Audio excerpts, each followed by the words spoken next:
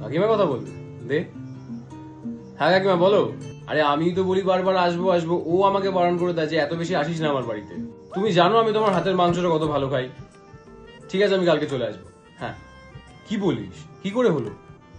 দে দেখি ফোনটা। কি করে হলো এটা? আর তো একটু দেখে শুনে হাঁটবে না তুমি? জানো তুমি তোমাদের বাথরুমটা পেছল থাকে, পাটা একটু টিপে টিপে হাঁটতে হয় না? ডাক্তার মেডিসিন দিয়েছে তো, খাও, আমি কালকে দেখতে আসছি তোমাকে। হ্যাঁ। আর তোমার কি ফল ভালো লাগে বলো?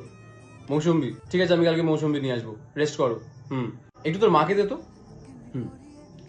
কাকিমা তুমি কি তোমার মেয়েকে কখনো বোঝাওনি? হ্যাঁ।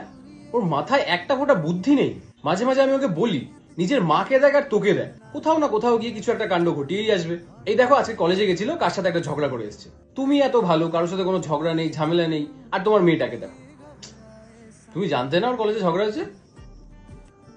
ও, ঠিক আছে আমি রাখছি।